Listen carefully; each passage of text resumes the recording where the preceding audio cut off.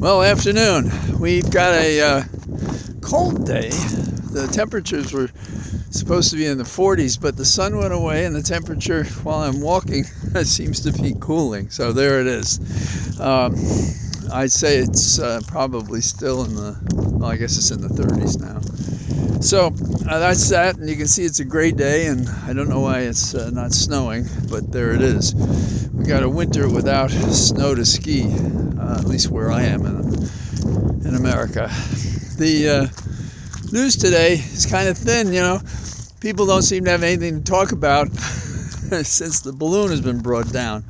And then when the Republicans talk, you can't trust a word they say, and hopefully they'll skim enough of that stuff off the water that they'll be able to tell us something about the spy surveillance, which appears to be the likely thing. And there has been some clarification about the balloon. That is that the hovering over Montana was the thing that really got tongues wagging in the Defense Department and elsewhere, which prompted the suggestion and then the request and then the order by Wednesday that we got to shoot that thing down, and they did. Among shooting things down, we have Charles Koch, K-O-C-H. Those who are from New York think Koch. Very conservative businessman, very conservative contributor, and he's decided to pull together, as many of their affiliates and to support someone other than Trump. They haven't really been a factor since 2015 in the presidential, but they're apparently sharpening their knives and polishing their guns and getting ready to do battle in the Republican political sphere. So I think that's a favorable thing for Democrats, because one thing we should be able to get together on and agree is that this man, Trump, should never be president again, never should have been president. You can't get so many people to agree to the second thing, but they do agree to the first. Also, the polls indicate that among Democrats, we want Biden again, and I'm among that group. And I just think the way to guide Biden to a second term is to let him know when we think he's straying afield and to support him when he's doing the right thing. And this can be done in a civilized, disciplined, constructive manner. And that's what we should be doing. And I have noticed that politicians, they may not always follow your view, but they do hear. A lot of them hear. The Republicans don't hear anybody. That's one of the problems there. They've discovered in D.C.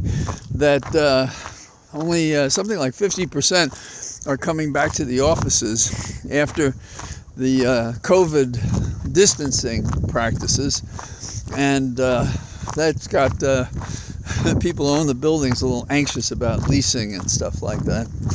In some places, it's only 40% are coming back. In my own office, it's mixed. It depends on what you're doing. You're creating a document, you can create it almost anywhere, but clients you have to meet with, going to court, you can still go remotely. Conducting depositions really should only be done in person to be effective, but I've been involved in exercises at a distance, and I just don't think you can read the case and the people as well. So for the profession of lawyers, being there is important when you can do it, if you can do it safely. So I don't usually follow the music industry the way some do, but I gotta say, in terms of punching through to the general public, Beyonce, she's really out there. And I have a personal favorite. I like Harry Styles. If you saw his performance, and I only saw it replayed on YouTube, he was dressed like a crystalline figure. And one of the things that's funny is the First Lady apparently was dressed in a similar and different gown than his, magnificent, brilliant pantsuit. So what's new today? The other thing that's new is hasn't happened yet. It's at least by the time you see this, maybe it will have. It's the State of the Union address by Biden. And no doubt a question will be raised about what's the financial profile. How do we do with inflation? Some say it's been going down. How do we do with employment? Employment's going up. Critics of the notion that we're doing better say, an increased unemployment rate means the economy's getting hot and we should be concerned about inflation. Save me from these people. The kumbaya part of the speech concerns me. I don't know how you can say, can't we get along, Republicans, when they're doing what they're doing? And I don't think we should play the fool. We don't have to go out and call names the way No Jacket Jordan would or Barely Green would. But the point, I think, is that it's how we do and how we're responsible in contrast to how they fail. And they fail repeatedly and angrily. And I think that if we had postured ourselves to say some serious things about what we hope for the country, we wouldn't have this paralyzed government. Now, the Republicans, in my opinion, lost the support they hoped and expected to have because of their brutal message and how they delivered it. And our message was better. And Biden gave hope that we could govern instead of be banging everybody in the head all the time. So that remains to be seen if it's going to continue into the next election.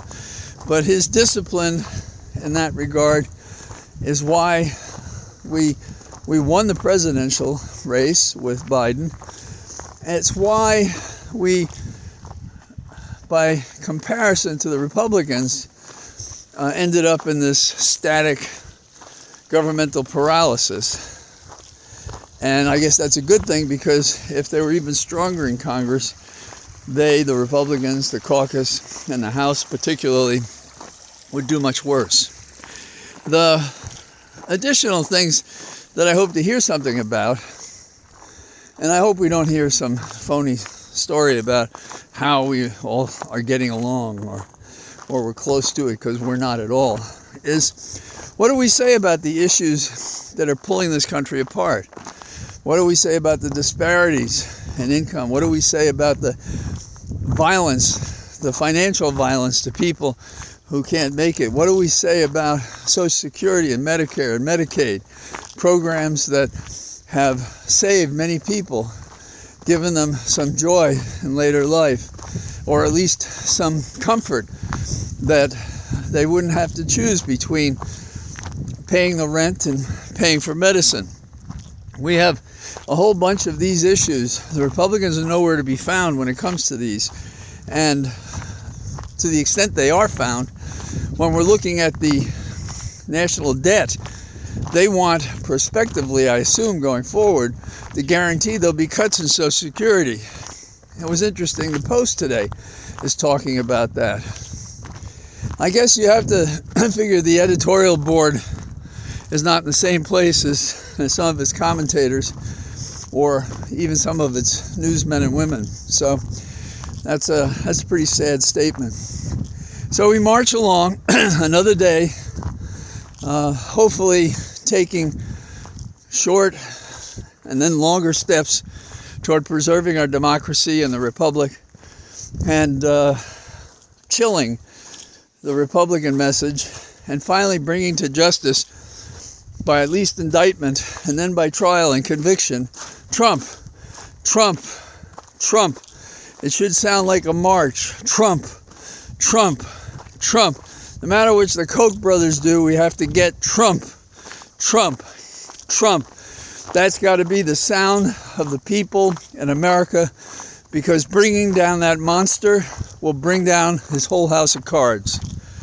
And more people will go into the field, and some people will probably say things even on the Republican side that ain't, pardon my French, what the governor of Florida would have us believe. DeSantis, a cruel and evil man in competition with the bottom of the barrel when he tries to outdo Trump. Sad but true. So here I am among our cathedral of trees, And I hope I'll be seeing you again tomorrow. All the best. Bye-bye.